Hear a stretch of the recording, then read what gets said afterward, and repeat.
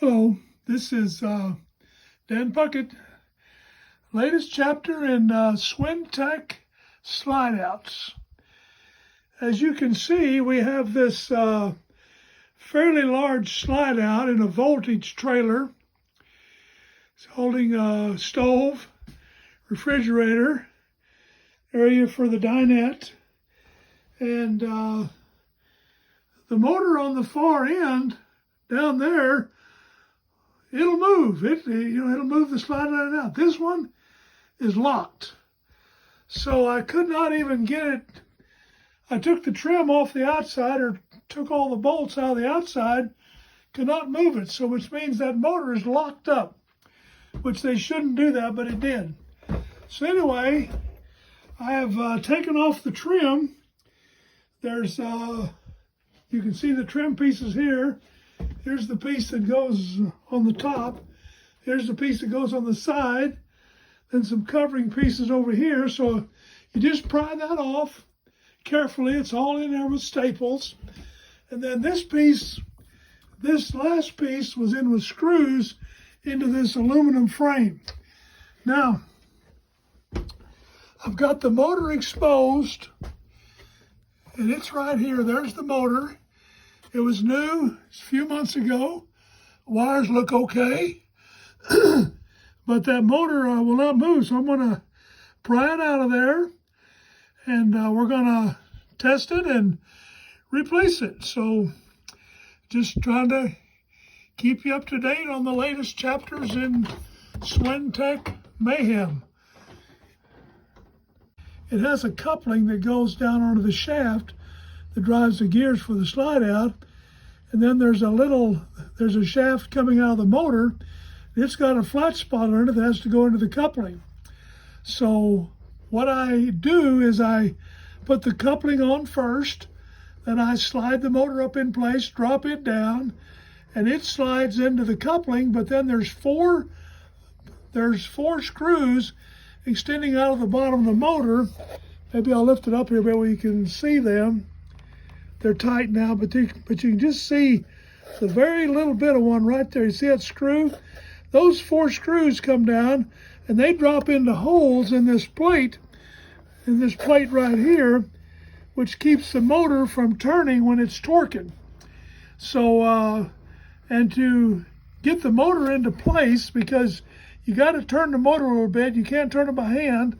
So I've got a drill motor battery right here, and a couple of jumper cables, and I made a special cable here that plugs into the motor right here, and that goes down. I've got two ends here. The black and the red are the wires that run the motor, and so I've got those here, and I just touch the leads from the battery to the motor to turn the motor enough to get it drop in place.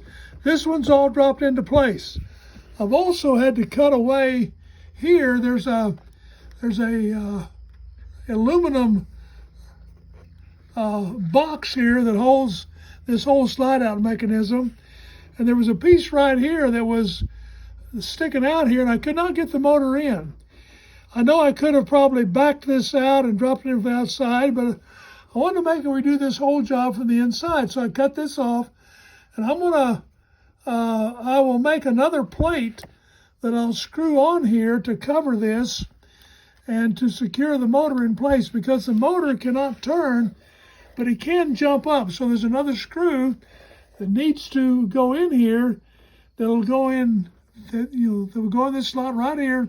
That'll keep the motor from raising up and creating issues coming out of place. So anyway, that's progress up to now, and I'll talk to you later. Video number 3 on the Schwintek. There is that screw that needs to secure the motor from lifting up out of those 4 screws I showed you. See my finger, that screw right there? I put that screw from the outside, and it comes in on top of the motor against that plastic cap. And all it'll do is keep that motor from jumping up out of its position. So when you remove this motor, the other screw is on the outside too. You just got to go out and take that screw out. It's the same screw that's holding the D-track on, and just pull that screw, then you can slip the motor right up. I'm also going to put an aluminum bracket here to protect the motor from coming sideways. May not be necessary, but I'm going to do it anyway because that was what was in there. So anyway, getting ready to test this thing. Here's the next chapter of the Schwintek Slide Out story. Now these Schwintek Slide Outs, this is a Keystone voltage trailer. When they built the trailer, the opinion of most seems to be that these slide outs are too big and too heavy for the Schwintek control system. So they won't work. They work a little bit, then they just quit. So I have totally removed the controller from the circuitry and wired directly into the hot wires to the motors on the slide out. And then I built a box right here. This is a box, and it contains 2 switches, one for each motor. They're just landing gear leg controls because they'll reverse the motor. And so they're hooked up where I can return, where I can retract and extend. And I got it all wired up, and I made the wire longer so I can stand here on the outside of the trailer out here by the slide out and watch it go in to be sure it goes in evenly, because that's one thing the controller does, is it does synchronize the slide out, keep from going in crooked. But I figure I can do that standing here watching it. So that's the story. So far it's working great.